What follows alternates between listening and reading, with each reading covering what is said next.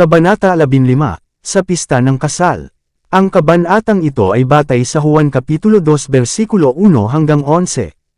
Hindi sinimulan ni Jesus ang kanyang ministeryo sa pamamagitan ng ilang dakilang gawain sa harap ng Sanhedrin sa Jerusalem. Sa isang pagtitipon ng sambahayan sa isang maliit na nayon ng Galilea ay inilabas ang kanyang kapangyarihan upang idagdag ang kagalakan ng isang piging ng kasalan. Sa gayon ipinakita niya ang kanyang pakikiramay sa mga tao, at ang kanyang pagnanais na maglingkod sa kanilang kaligayahan. Sa ilang ng tukso siya mismo ay uminom ng saro ng kabehan. Siya ay lumabas upang ibigay sa mga tao ang saro ng pagpapala, sa pamamagitan ng kanyang bendisayon na pabunelan ng mga relasyon ng buhay ng tao. Mula sa Jordan, bumalik si Jesus sa Galilea. Magkakaroon ng kasal sa Cana, isang maliit na bayan na hindi kalayuan sa Nazareth. Ang mga partido ay mga kamag-anak ni Jose at Maria. At si Jesus, na nalalaman ang tungkol sa pagtitipon ng pamilyang ito, ay pumunta sa Cana, at kasama ang kanyang mga disipulo ay inanyayahan sa piging. Muli niyang nakilala ang kanyang ina, na matagal na niyang nahiwalay. Narinig ni Maria ang pagpapakita sa Jordan, sa kanyang binyag. Ang mga balita ay dinala sa Nazareth, at muling nagbalik sa kanyang isipan ang mga tagpo na sa loob ng maraming taon ay nakatago sa kanyang puso. Sa karaniwan sa buong Israel, si Maria ay labis na naantig sa misyon ni Juan Bautista. Buti naalala niya ang propesya na ibinigay sa kanyang kapanganakan. Ngayon ang kanyang kaugnayan kay Jesus ay muling nagpasiklab sa kanyang pag-asa. Ngunit ang balita ay nakarating din sa kanya tungkol sa mahiwagang pag-alis ni Jesus sa ilang, at siya ay inapi ng maligalig na mga pag-iisip. Mula sa araw nang marinig niya ang pahayag ng anghel sa tahanan sa Nazareth ay pinahahalagahan ni Maria ang bawat katibayan na si Jesus ang Mesiyas. Ang kanyang matamis at di makasariling buhay ay tiniyak sa kanya na siya ay walang iba kundi ang isinugo ng Diyos. Ngunit dumating din sa kanya ang mga pag-aalinlangan at pagkabigo, at inasam niya ang panahon kung kailan ang kanyang kaluwalhatian ay dapat na mahahayag. Inihiwalay siya ng kamatayan kay Jose, na nagbahagi ng kanyang kaalaman sa misteryo ng kapanganakan ni Jesus. Ngayon ay walang sino mang mapagkakatiwalaan niya ang kanyang pag-asa at takot. Ang nakalipas na 2 buwan ay napakalungkot.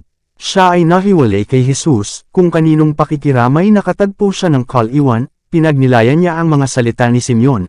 Ang isang tibak ay tatagos din sa iyong sariling kaluluwa. Lucas Kapitulo 2 versikulo 35. Naalala niya ang 3 araw ng paghihirap ng inakala niyang si Jesus ay nawala sa kanya magpakailanman, at may sabik na pusong hinintay niya ang kanyang pagbabalik. Sa piging ng kasal ay nakilala niya siya, ang parehong malambot, masunarang anak. Ngunit hindi siya pareho, nagbago ang kanyang mukha, taglay nito ang mga bakas ng kanyang pakikipaglaban sa ilang, at isang bagong pagpapahayag ng dignidad at kapangyarihan ang nagbibigay ng katibayan ng kanyang misyon sa langit. Kasama niya ang isang grupo ng mga kabataang lalaki, na ang mga mata ay sumusunod sa kanya ng may pagpipitagan, at tinatawag siyang guro. Isinalaysay ng mga kasamang ito kay Maria ang kanilang nakita at narinig sa binyag at sa iba pang lugar. Nagtapos sila sa pagsasabing, nasumpungan namin siya, na tungkol sa kanya ay isinulat ni Moises sa kautusan, at ng mga propeta. Juan Kapitulo 1 versikulo 45. Habang nagtitipon ng mga panauhin, marami ang tila abala sa ilang paksang nakakaakit ng interes. Isang pinipigilang pananabik ang namamayani sa kumpanya. Ang maliliit na grupo ay nag-uusap ng sama-sama sa sabik ngunit tahimik na mga tono, at ang mga nagtatakang tingin ay ibinaling sa anak ni Maria. Nang marinig ni Maria ang patuto ng mga alagad tungkol kay Jesus, natuwa siya sa katiyakan na ang matagal na niyang inaasam ay hindi nawalan ng kabuluhan. Gayunpaman, higit pa sana siya sa tao kung hindi sinamahan ng banal na kagalakan ang bakas ng likas na pagmamalaki ng mahal na ina. Nang makita niya ang maraming sulyap na nakatungo kay Jesus, nanabik siyang mapatunayan niya sa grupo na siya talaga ang pinarangalan ng Diyos. Umaasa siya na maaaring may pagkakataon para sa kanya na gumawa ng himala sa harap nila. Nakaugalian noon na ang mga pagdiriwang ng kasal ay nagpapatuloy ng ilang araw. Sa pagkakataong ito, bago matapos ang kapistahan ay napag-alaman na kulang ang supply ng alak. Ang pagtuklas na ito ay nagdulot ng labis na kalituhan at panghihinayang. Hindi karaniwan ang pag-alis ng alak sa mga okasyong may kasiyahan, at ang kawalan nito ay waring nagpapahiwatig ng kawalan ng pagkamapagpatuloy. Bilang isang kamag-anak ng mga partido, si Maria ay tumulong sa pagsasaayos para sa kapistahan, at ngayon ay nakipag-usap siya kay Jesus, na sinasabi, wala silang alak. Ang mga salitang ito ay isang mungkahi na maaari niyang ibigay ang kanilang pangangailangan. Ngunit sumagot si Jesus, babae, ano ang kinalaman ko sa iyo? Hindi pa dumarating ang oras ko.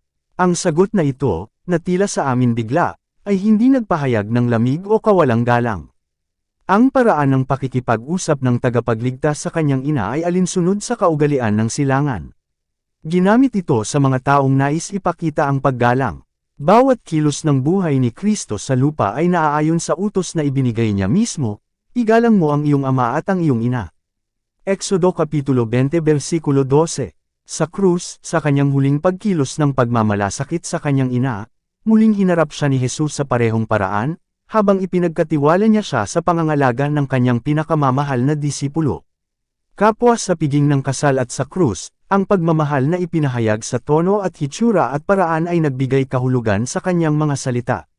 Sa kanyang pagbisita sa templo sa kanyang kabataan, nang ang misteryo ng kanyang gawain sa buhay ay nabuksan sa kanyang harapan, sinabi ni Kristo kay Maria, hindi ba ninyo alam na ako ay dapat na nasa gawain ng aking ama? Lucas Kapitulo 2 versikulo 49. Ang mga salitang ito ay tumama sa pangunahing tono ng kanyang buong buhay at ministeryo. Ang lahat ay ipinagpaliban sa kanyang gawain, ang dakilang gawain ng pagtubos na siya ay naparito sa mundo upang ganapin. Ngayon ay inulit niya ang aralin. May panganib na ituring ni Maria ang kanyang kaugnayan kay Jesus bilang pagbibigay sa kanya ng isang espesyal na pag-angkin sa kanya, at ang karapatan, sa ilang antas, upang patnubayan siya sa kanyang misyon. Sa loob ng 30 taon siya ay naging isang mapagmahal at masunurang anak na lalaki, at ang kanyang pagmamahal ay hindi nagbabago, ngunit kailangan na niyang gawin ngayon ang gawain ng kanyang ama.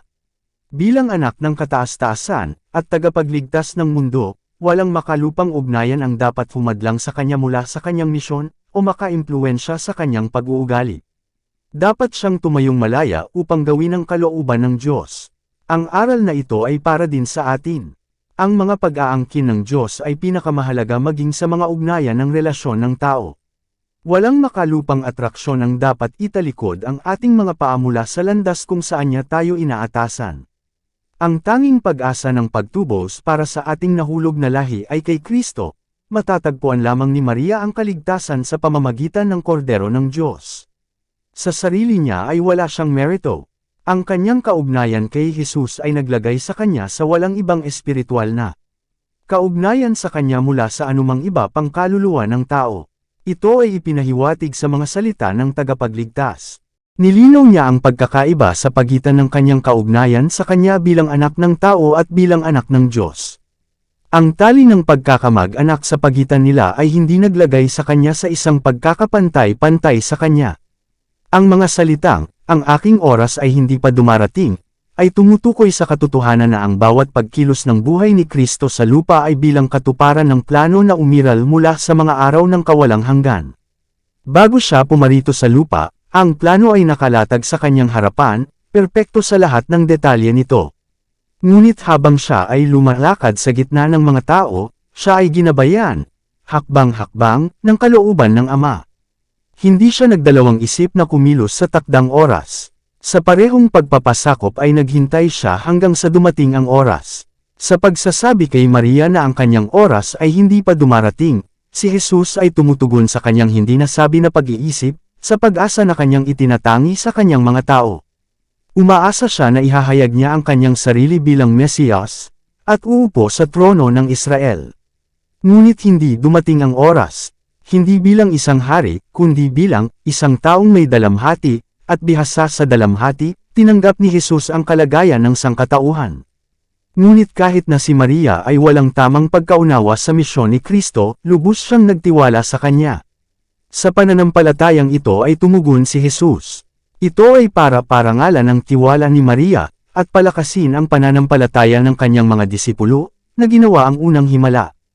Ang mga alagad ay makakatagpo ng marami at malalaking tukso sa kawalan ng pananampalataya. Sa kanila ang mga hula ay ginawang malinaw sa kabila ng lahat ng pagtatalo na si Jesus ang Mesiyas.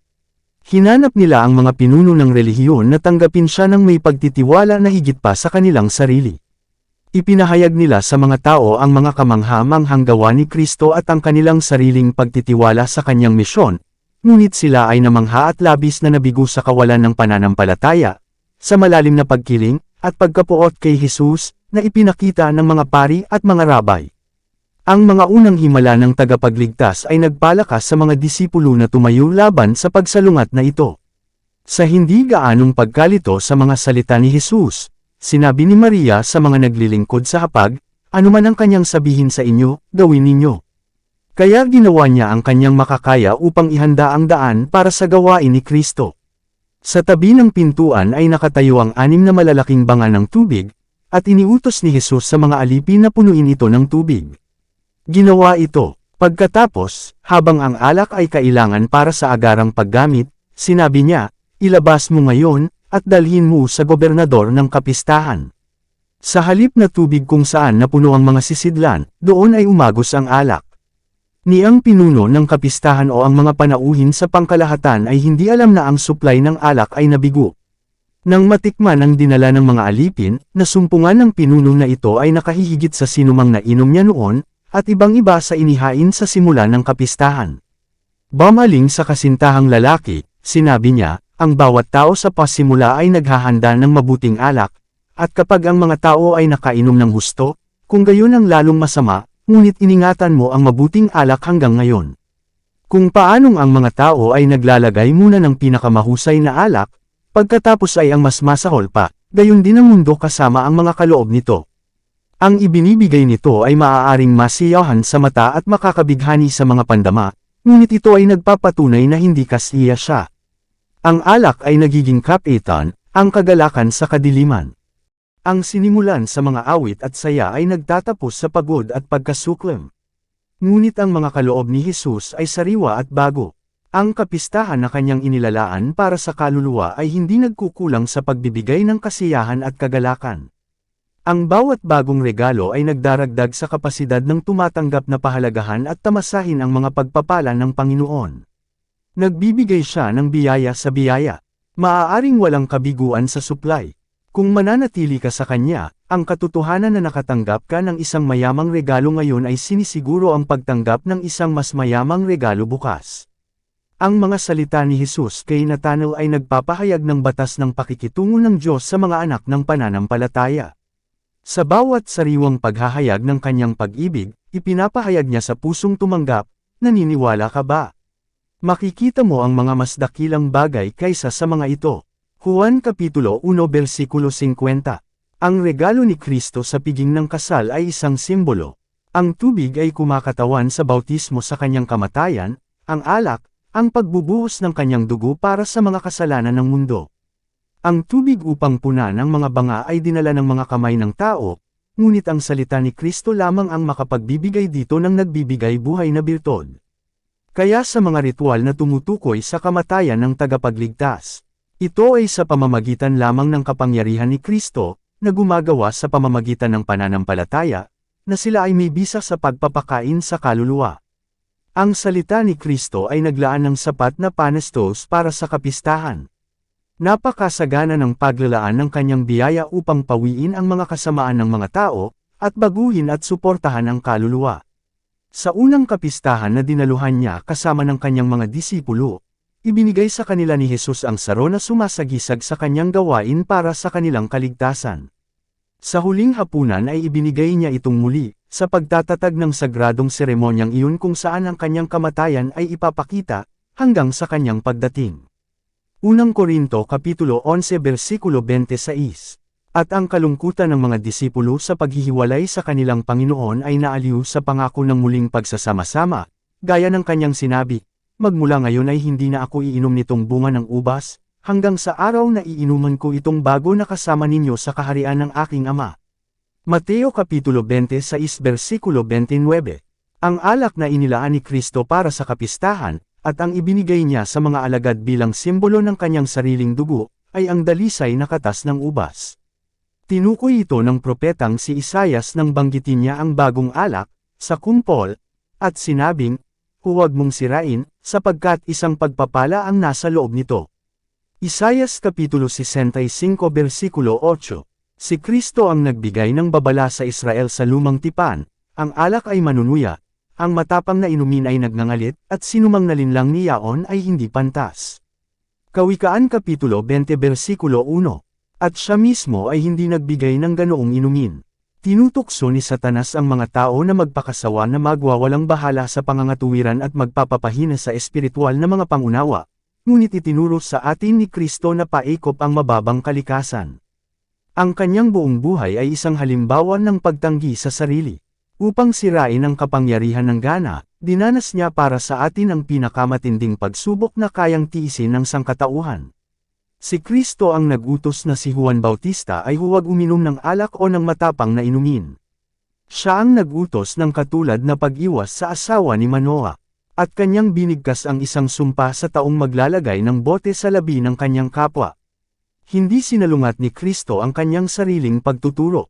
Ang alak na walang pampaalsa na ibinigay niya para sa mga panauhin sa kasal ay isang masustansya at nakakapreskong inumin. Ang epekto nito ay upang dalhin ang lasa sa pagkakatugma sa isang nakapagpapalusog na gana. Habang binabanggit ng mga panauhin sa piging ang kalidad ng alak, ang mga pagtatanong ay ginawa na nakakuha mula sa mga tagapaglingkod ng isang ulat ng himala. Ang grupo ay para sa isang oras ay labis na namangha sa pag-iisip sa kanya na nagsagawa ng kahangahangang gawain. Nang sa kalaunan ay hinanap nila siya, nalaman na siya ay humiwalay ng napakatahimik na hindi napapansin kahit ng kanyang mga disipulo. Ang atensyon ng kumpanya ay nabaling ngayon sa mga disipulo. Sa unang pagkakataon nagkaroon sila ng pagkakataong kilalanin ang kanilang pananampalataya kay Jesus. Sinabi nila ang kanilang nakita at narinig sa Jordan, at nag-alab sa maraming puso ang pag-asa na ang Diyos ay nagbangon ng isang tagapagligtas para sa kanyang bayan. Ang balita ng himala ay kumalat sa buong rehiyong iyon, at dinala sa Jerusalem. Sa bagong interes ay sinaliksik ng mga pari at matatanda ang mga hula na tumuturo sa pagdating ni Kristo. Nagkaroon ng sabik na pagnanais na matutuhan ang misyon ng bagong gurong ito, na nagpakita sa mga tao sa napakasimpleng paraan. Ang ministeryo ni Kristo ay lubhang kabaligtaran sa ministeryo ng mga matatandang Hudyo. Ang kanilang pagsasaalang-alang sa tradisyon at formalismo ay sumire sa lahat ng tunay na kalayaan sa pag-iisip o pagkilos. Nabuhay sila sa patuloy na pangamba sa karumihan. Upang maiwasan ang pakikipag-ugnayan sa marumi, nanatili silang malayo, hindi lamang sa mga Gentile, kundi sa karamihan ng kanilang sariling mga tao, na hindi naghahangad na makinabang sila o makuha ang kanilang pagkakaibigan. Sa pamamagitan ng patuloy na pagsasaalang-alang sa mga bagay na ito, naging dwarf nila ang kanilang mga isip at paliitin ang orbit ng kanilang buhay.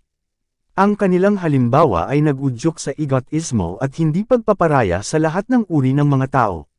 Sinimulan ni Jesus ang gawain ng reformasyon sa pamamagitan ng malapit na pakikiramay sa sangkatauhan. Habang siya ay nagpakita ng pinakadakilang paggalang sa batas ng Diyos, kanyang sinaway ang mapagkunwari na kabanalan ng mga Pariso, at sinubukang palayain ang mga tao mula sa walang kabuluhang mga tuntunin na gumagapos sa kanila. Sinisikap niyang wasakin ang mga hadlang na naghihiwalay sa iba't ibang uri ng lipunan, upang mapagsama-sama ang mga tao bilang mga anak ng isang pamilya. Ang kanyang pagdalo sa piging ng kasal ay idinisenyo upang maging isang hakbang tungo sa pagsasakatuparan nito. Inutusan ng Diyos si Juan Bautista na manirahan sa ilang, upang siya ay maprotektahan mula sa impluwensya ng mga pari at mga rabay, at maging handa para sa isang natatanging misyon. Ngunit ang pagtitipid at paghihiwalay ng kanyang buhay ay hindi isang halimbawa para sa mga tao. Si John mismo ay hindi nagutos sa kanyang mga tagapakinig na talikuran ang kanilang mga dating tungkulin. Inutusan niya silang magbigay ng katibayan ng kanilang pagsisisi sa pamamagitan ng katapatan sa Diyos sa lugar kung saan tinawag niya sila. Sinaway ni Jesus ang pagpapakasaya sa sarili sa lahat ng anyo nito, ngunit siya ay sosyal sa kanyang kalikasan. Tinanggap niya ang pagkamapagpatuloy ng lahat ng uri, pagbisita sa mga tahanan ng mayaman at mahihirap, ng mga napag-aralan at ng mga mangmang, at naghahangad na itaas ang kanilang mga kaisipan mula sa mga tanong ng karaniwang buhay tungo sa mga bagay na espiritual at walang hanggan. Hindi siya nagbigay ng pahintulot sa pagwawalang bahala, at walang anino ng makamundong kapabayaan ang sumisira sa kanyang pag-uugali, Gayunpaman ay nakatagpo siya ng kasiyahan sa mga tanawin ng inosenteng kaligayahan, at sa pamamagitan ng kanyang presensya ay pinahintulutan ang panlipunang pagtitipon. Ang kasal ng mga Hudyo ay isang kahangahangang okasyon, at ang kagalakan nito ay hindi nakalugod sa anak ng tao. Sa pagdalo sa piging na ito, pinarangalan ni Jesus ang kasal bilang isang banal na institusyon. Sa Luma at Bagong Tipan, ang relasyon ng kasal ay ginagamit upang kumatawan sa malambot at sagradong pagsasama na umiiral sa pagitan ni Kristo at ng kanyang mga tao.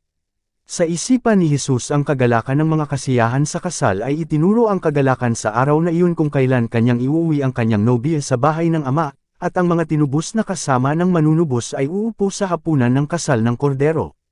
Sabi niya, kung paanong ang kasintahang lalaki ay nagagalak sa kasintahang babae, gayon din ang iyong Diyos ay magagalak sa iyo. Hindi ka natatawaging tinalikuran, ngunit ikaw ay tatawaging aking kaluguran, sapagkat ang Panginoon ay nalulugod sa iyo.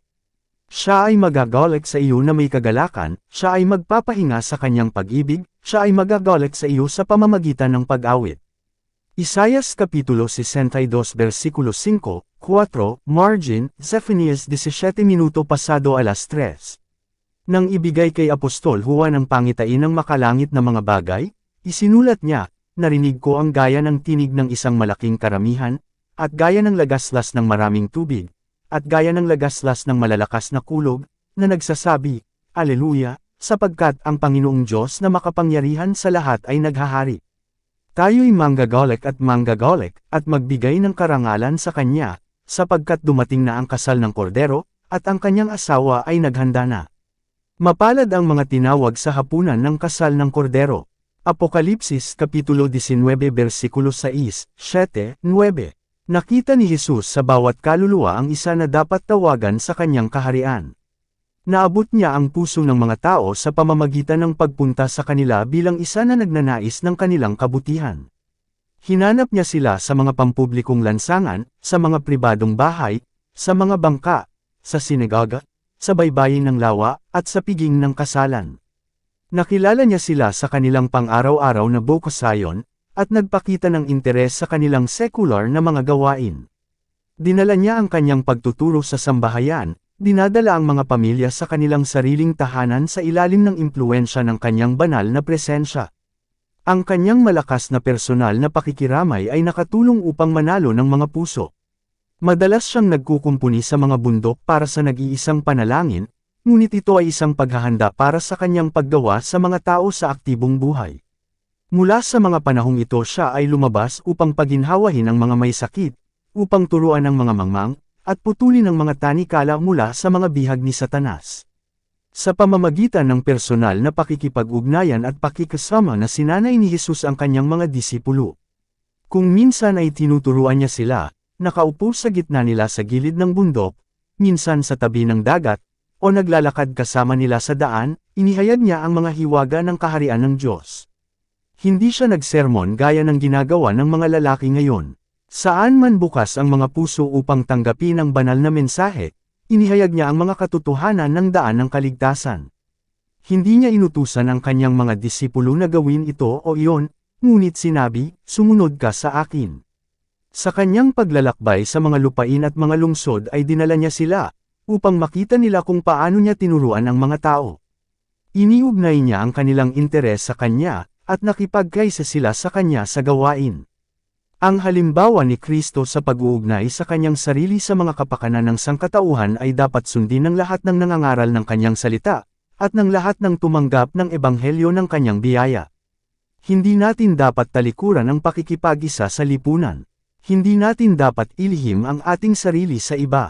Upang maabot ang lahat ng mga klase, dapat nating makilala sila kung nasaan sila. Bihira nila tayong hahanapin sa kanilang sarili. Hindi nag-iisa mula sa pulpito ang mga puso ng mga tao na naantig ng banal na katotohanan. May isa pang larangan ng paggawa, mas mapagpakumbaba, maaaring ito ay, ngunit ganap na may pag-asa. Ito ay matatagpuan sa tahanan ng mga maralita, at sa mansyon ng mga dakila, sa hospitable board, at sa mga pagtitipon para sa inosenteng panlipunang kasiyahan. Bilang mga disipulo ni Kristo, hindi tayo makihalubilo sa mundo mula sa isang pag-ibig lamang sa kasiyahan, upang makiisa sa kanila sa kahangalan. Ang ganitong mga asosasyon ay maaari lamang magresulta sa pinsala. Hindi natin dapat bigyan ng parusa ang kasalanan sa pamamagitan ng ating mga salita o gawa, ating pananahimik o ating presensya. Saan man tayo magpunta, dapat nating dalhin si Jesus, at ipahayag sa iba ang kahalagahan ng ating tagapagligtas. Ngunit yaong mga nagsisikap na pangalagaan ang kanilang relihiyon sa pamamagitan ng pagtatago nito sa loob ng mga pader na bato ay nawawalan ng mahalagang pagkakataon sa paggawa ng mabuti. Sa pamamagitan ng mga ugnayang panlipunan, ang Kristyanismo ay nakikipag-ugnayan sa mundo. Ang bawat isa na nakatanggap ng banal na pag-iilaw ay upang bigyang liwanag ang landas ng mga hindi nakakaalam ng liwanag ng buhay. Dapat tayong lahat ay maging saksi para kay Jesus.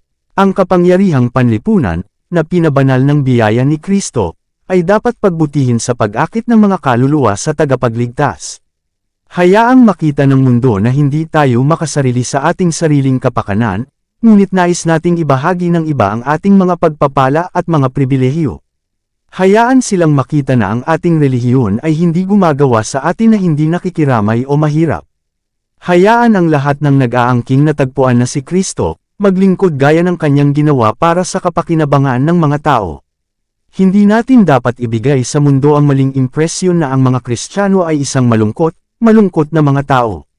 Kung ang ating mga mata ay nakatutok kay Jesus, makikita natin ang isang mahabagin na manunubos, at makakakuha tayo ng liwanag mula sa kanyang mukha. Saan man naghahari ang kanyang espiritu, doon nananatili ang kapayapaan. At magkakaroon din ng kagalakan, dahil may mahinahon, banal na pagtitiwala sa Diyos. Nalulugod si Kristo sa kanyang mga tagasunod nang ipakita nila na, kahit na tao, sila ay nakikibahagi sa banal na kalikasan. Hindi sila mga estatwa, kundi mga buhay na lalaki at babae. Ang kanilang mga puso, na sinariwan ng hamog ng banal na biyaya, ay nagbubukas at lumalawak sa araw ng katwiran. Ang liwanag na kumikinang sa kanila ay sinasalamin nila sa iba sa mga gawang nagniningning sa pag-ibig ni Kristo. Dito nagtatapos ang Kabanata 15. Para updated ka sa susunod na kabanata, ay huwag kalimutang mag-subscribe, mag-follow at mag-share sa ating channel Renilab TV. Maraming salamat po.